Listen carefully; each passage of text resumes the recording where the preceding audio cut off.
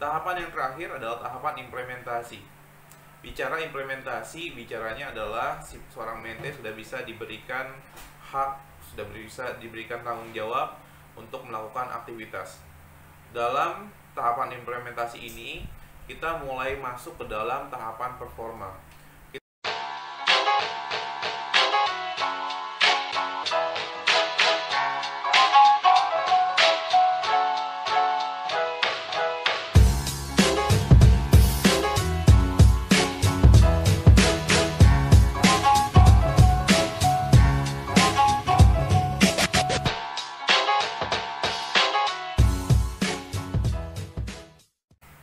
Dalam tahapan mentoring akhir ini adalah tahapan di mana seorang mente diberikan sepenuhnya untuk beraktivitas. Tahapan yang terakhir adalah tahapan implementasi. Bicara implementasi, bicaranya adalah seorang mente sudah bisa diberikan hak, sudah bisa diberikan tanggung jawab untuk melakukan aktivitas. Dalam tahapan implementasi ini, kita mulai masuk ke dalam tahapan performa. Kita bisa masuk ke dalam tahapan bagaimana kualitas kerja dari mente kita.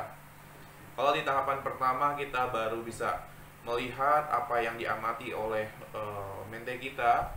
Tahapan kedua kemudian kita melihat supervisi.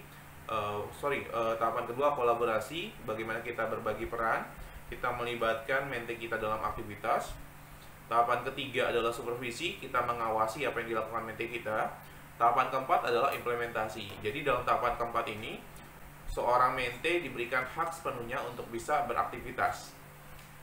Dan bicara implementasi di dalam tahapan keempat ini, kita baru berbicara mengenai performance. Bagaimana kinerjanya, bagaimana output yang dihasilkan oleh mente kita. Sehingga kita bisa melihat performance-nya seperti apa. Dan di dalam tahapan implementasi ini, ada 3 hal yang harus teman-teman perhatikan sebagai seorang mentor. Tahapan pertama, pastikan aktivitas kerja secara urutan, semuanya tepat. Jadi, dalam implementasi ini, bagi Anda seorang mentor, pastikan urutan kerja dari mente kita semuanya tepat. Tahapan kedua adalah lihat hasilnya. Ingat, hasilnya bukan hanya hasil akhir dari produk, tapi dalam prosesnya. Dalam prosesnya bagaimana hasilnya diamati dengan baik. Tahapan implementasi ini memang sudah sepenuhnya kita berikan kepada mente kita, tapi sebaiknya kita sebagai seorang mentor juga memperhatikan performance dari mente kita. Sehingga dalam implementasi ini kita juga dapat hampir 50-50 seperti tahapan supervisi. Hanya dalam implementasi ini kita sudah lebih sepenuhnya memberikan kepercayaan pada mentor kita.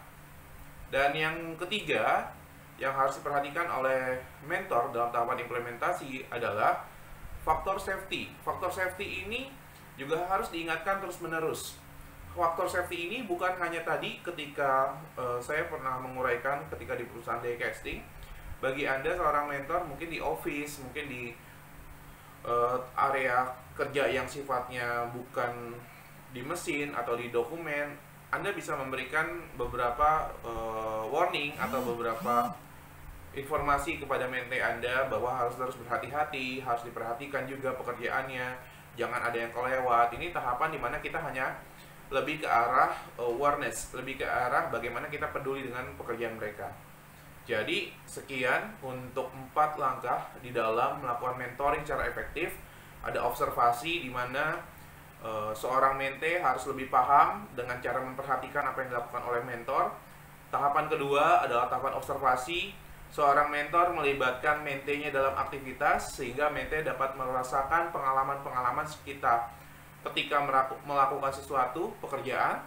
Tahapan ketiga adalah supervisi, di mana mente melakukan aktivitas dan mentor melakukan pengawasan sehingga memastikan dan juga mengevaluasi, memberikan feedback kepada mente kita. Yang keempat adalah implementasi, memberikan hak sepenuhnya kepada mente untuk melakukan aktivitas. Dan jangan lupa terus perhatikan performance dari mente kita. Sekian, terima kasih dalam mentoring series kali ini. Nantikan series berikutnya, dan jika Anda mempunyai materi-materi yang ingin kami bahas seputar continuous improvement, leadership series, maupun juga inovasi, silakan komen di bawah. Jangan lupa untuk like, comment, dan subscribe channel ini sebagai bentuk dukungan Anda untuk bisa kita sebarluaskan lagi materi-materi yang bermanfaat. Sekian, terima kasih dari saya, Aditya Nugraha, founder Continuous Improvement Academy.